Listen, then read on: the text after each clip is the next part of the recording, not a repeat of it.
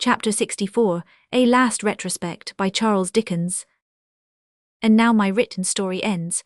I look back once more for the last time before I close these leaves. I see myself, with Agnes at my side, journeying along the road of life.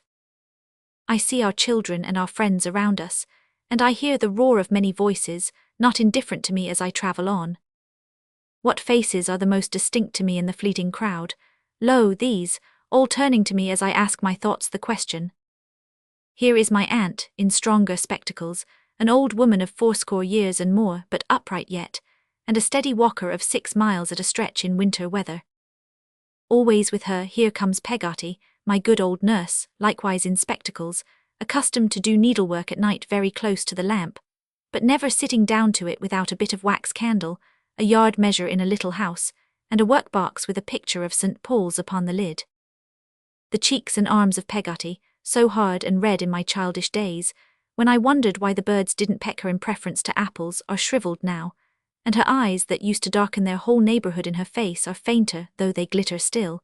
But her rough forefinger, which I once associated with pocket nutmeg grater, is just the same, and when I see my least child catching at it as it totters from my aunt to her, I think of our little parlor at home, when I could scarcely walk. My aunt's old disappointment is set right now. She is godmother to a real living Betsy Trotwood, and Dora, the next in order, says she spoils her. There is something bulky in Peggotty's pocket. It is nothing smaller than the crocodile book, which is in rather a dilapidated condition by this time, with divers of the leaves torn and stitched across, but which Peggotty exhibits to the children as a precious relic. I find it very curious to see my own infant face, looking up at me from the crocodile stories, and to be reminded by it of my old acquaintance Brooks of Sheffield. Among my boys this summer holiday time, I see an old man making giant kites and gazing at them in the air, with a delight for which there are no words. He greets me rapturously, and whispers with many nods and winks, "Trotwood, you will be glad to hear that I shall finish the memorial when I have nothing else to do, and that your aunt's the most extraordinary woman in the world, sir." Who is this bent lady, supporting herself by a stick, and showing me a countenance in which there are some traces of old pride and beauty, feebly contending with a querulous, imbecile, fretful wandering of the mind? She is in a garden, and near her stands a sharp, dark, withered woman with a white scar on her lip. Let me hear what they say. Rosa, I have forgotten this gentleman's name. Rosa bends over her and calls to her, "Mr. Copperfield." "I am glad to see you, sir. I am sorry to observe you are in mourning. I hope time will be good to you." Her impatient attendant scolds her, tells her I am not in mourning, bids her look again, tries to rouse her. "You have seen my son, sir," says the elder lady. "Are you reconciled?" Looking fixedly at me, she puts her hand to her forehead and moans. Suddenly she cries in a terrible voice, "Rosa, come to me, he is dead." Rosa, kneeling at her feet, by turns caresses her and quarrels with her, now fiercely telling her, "I loved him better than you ever 999, now soothing her to sleep on her breast like a sick child.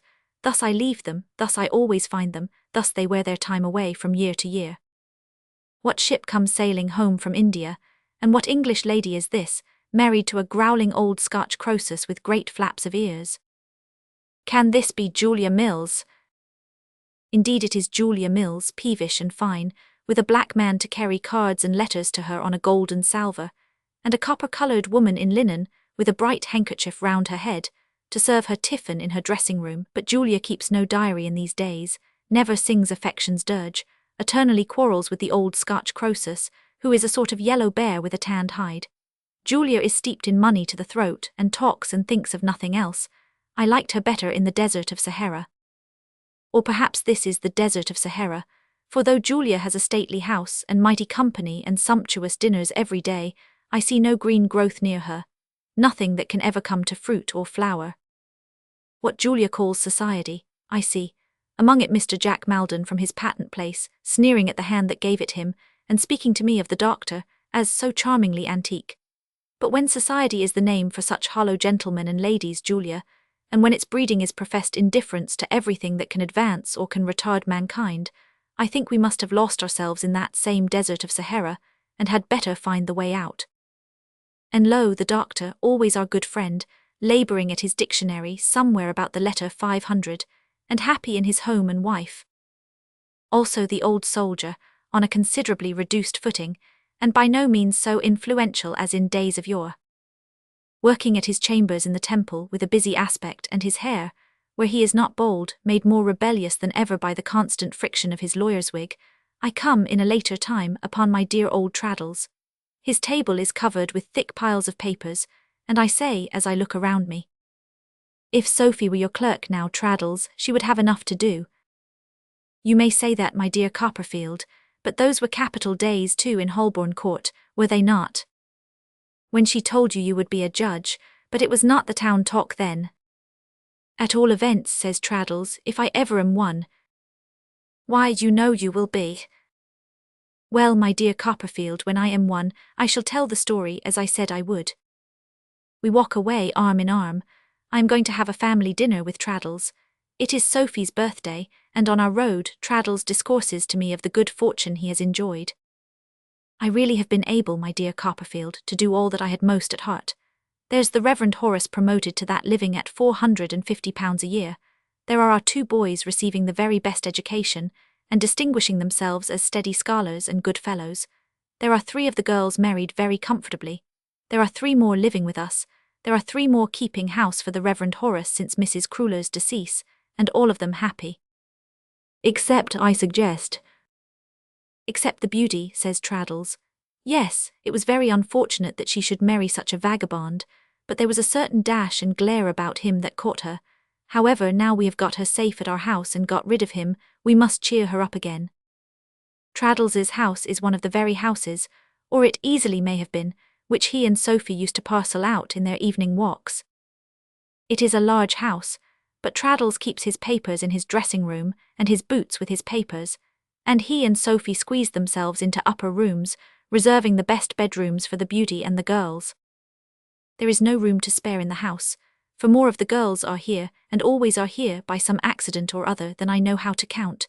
Here when we go in is a crowd of them, running down to the door and handing Traddles about to be kissed, until he is out of breath. Here, established in perpetuity, is the poor beauty, a widow with a little girl. Here at dinner on Sophie's birthday are the 3 married girls with their 3 husbands, and one of the husband's brothers and another husband's cousin, and another husband's sister, who appears to me to be engaged to the cousin.